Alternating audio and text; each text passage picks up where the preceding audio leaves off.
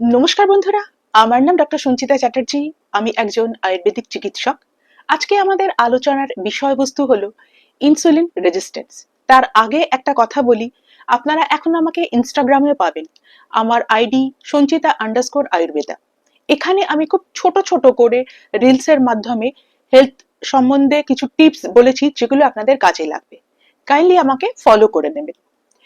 তো insulin resistance কাকে বলে?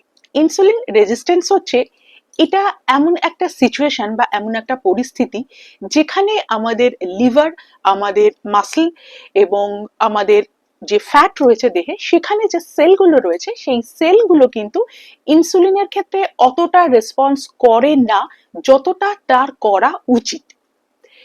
ইনসুলিনের প্রধান কাজ হচ্ছে যে আমাদের ব্লাডের মধ্যে থেকে গ্লুকোজটাকে সরিয়ে সে আমাদের সেলের মধ্যে নিয়ে যায় এবং পরবর্তীকালে সেল সেটাকে এনার্জি হিসাবে ব্যবহার করে।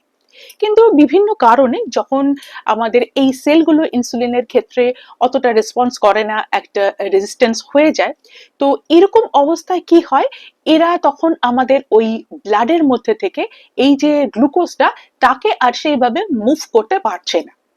এবং ঠিক এইরকম অবস্থায় কি হয়, ব্লাডের মধ্যে কন্টিনিউয়াসলি তখন কিন্তু আমাদের এই গ্লুকোজটা জমতে থাকে এবং বিল্ড আপ হতে থাকে। এবং ঠিক এইরকম সিচুয়েশনে তখন আমাদের প্যানক্রিয়াস কি করে, আরো বেশি করে ইনসুলিন তৈরি করার চেষ্টা করে বা তৈরি করে, যেটাকে বলা হয় হাইপার ইনসুলিনেমিয়া। এবং এই সময় কি হয়, প্যানক্রিয়াস একটা নির্দিষ্ট লেভেল অবধি সে একটা হেলদি পদ্ধতিতে কিন্তু সে এই ইনসুলিনটা বৃদ্ধি করতে থাকে, তারপরে সে সেই জায়গায় স্টে করে যায়। এবং তারপর থেকে তখন কি হয়, আমাদের ব্লাডের মধ্যে তখন গ্লুকোজটা বিল্ড আপ হতে থাকে এবং সেটা যখন নর্মাল রেঞ্জের উপরে চলে যায়, তখন তাকে আমরা বলছি হাইপার গ্লাইসেমিয়া। তো এই ইনসুলিন রেজিস্ট্যান্স এটা বিভিন্ন মানুষের হতে পারে, যে কোনো বয়সে এটা হতে পারে। তবে এটা বেশিরভাগ ক্ষেত্রে যে সমস্ত মানুষের ক্ষেত্রে রিস্ক ফ্যাক্টর দেখা যায় বা যে সমস্ত মানুষ ঝুঁকিতে থাকে, তাদের মধ্যে হচ্ছে যাদের দেহের ওজন খুব বেশি, বিশেষত তাদের বেলি ফ্যাট খুব বেশি, অর্থাৎ পেটে চর্বি রয়েছে বেশি পরিমাণে, এবং যাদের সেডেন্টারি লাইফস্টাইল, অর্থাৎ কোনো রকম কোনো কায়িক পরিশ্রম হয় না, বসে বসে কাজ করতে হয়, সঠিক ফুড হ্যাবিট নেই, এই সমস্ত মানুষের ক্ষেত্রে এই সমস্ত মানুষ ঝুঁকিতে থাকেন। এবারে বলি এর কি ধরনের সিমটমস আপনি দেখতে পাবেন। জেনারেলি দেখুন, যখন আমাদের ডায়াবেটিস মেলাইটাস হয়, তারও কিন্তু প্রথম অবস্থাতে সেরকম খুব একটা সিমটমস দেখতে পাওয়া যায় না। এবং এক্ষেত্রে যে সিমটমস গুলো, অনেকের ক্ষেত্রে একদমই কোনো সিমটমস থাকে না, আবার অনেকের ক্ষেত্রে কিছু কিছু সিমটমস দেখতে পাওয়া যায়।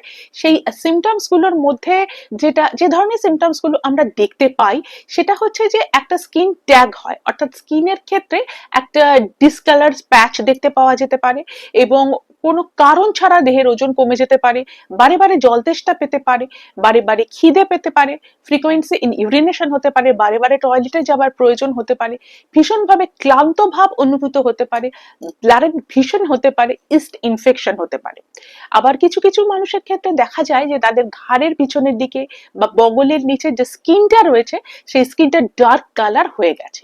তো এই ধরনের সিমটমস গুলো কিন্তু অনেকের ক্ষেত্রে দেখতে পাওয়া যেতে পারে।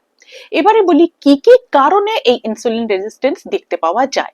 দেখুন, এর প্রধান যে কারণটা, সেটা হচ্ছে যে কোনো মানুষের দেহের ওজন যদি খুব বেশি হয় এবং তার বিশেষত দেহে যদি চর্বি বেশি থাকে এবং তার যদি সিডেন্টারি লাইফস্টাইল হয়, অর্থাৎ সে বসে বসে কাজ করে, শারীরিক পরিশ্রম তার কোনোভাবেই নেই, তার সে যে খাবার খাচ্ছে সেটা সুষম আহার নয়, ওয়েল ব্যালেন্সড ডায়েট নয়, চর্বি জাতীয়, ফ্যাট জাতীয় খাবার এবং তেল, চর্বি, fast food, fatty food, junk food, অতিরিক্ত সুগারি ড্রিঙ্কস, এইগুলো সে বেশি পরিমাণে খায়।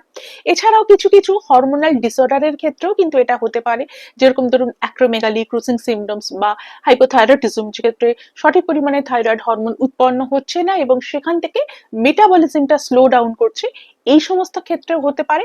আবার কিছু কিছু মানুষের ক্ষেত্রে এটা জিনগত কারণেও কিন্তু হতে পারে। অর্থাৎ জিনগত কারণে কি হয়, যে তার বাবা বা মা বা ভাই বোন কারোর হয়তো ইনসুলিন রেজিস্ট্যান্স বা এই ধরনের সমস্যা ছিল, সেখান থেকে তার মধ্যে এই সমস্যাটা হয়েছে, বা জিনগত কিছু ত্রুটির কারণেও কিন্তু এটা হতে পারে। এবারে বলবো যে এর টেস্ট আমরা কিভাবে করব।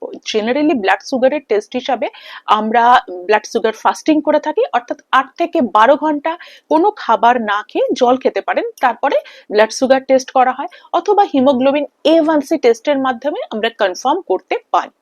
এবারে বলবো এর ম্যানেজমেন্ট। দেখুন, এটা সম্পূর্ণ আমাদের হাতে।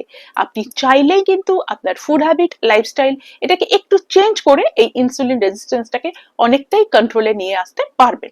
যেহেতু অনেক সময় এটা ডায়াবেটিস পর্যায়ে যায়নি, তো তাহলে সেক্ষেত্রে কোনো মেডিসিন দেওয়া যায় না। তবে আপনাকে যেটা করতে হবে, প্রথমেই দেহের ওজন কমাতে হবে। যখনই আপনি দেহের ওজন কমাতে থাকবেন, পার্সেন্টেজ ওয়াইজ কিন্তু আপনার এই যে ঝুঁকিটা ইনসুলিন রেজিস্ট্যান্সের, সেটাও কিন্তু কমতে থাকবে। এবং সেই জন্য প্রতিদিন আপনাকে কিছু না কিছু এক্সারসাইজ করতে হবে। Morning walk, evening walk, running, jogging, swimming, cycling, যেটা আপনার পক্ষে সম্ভব হয়, ফ্রি হ্যান্ড এক্সারসাইজ, যোগাসন, প্রাণায়াম, এগুলো আপনাকে কিন্তু করতে হবে। এবং যদি কিছু করতে না পারেন, অন্তত মর্নিং ওয়াক করুন, ডেলি আধ ঘন্টা থেকে 40 মিনিট, ঘাম ঝরিয়ে হাঁটুন, তাতেও কাজ হবে।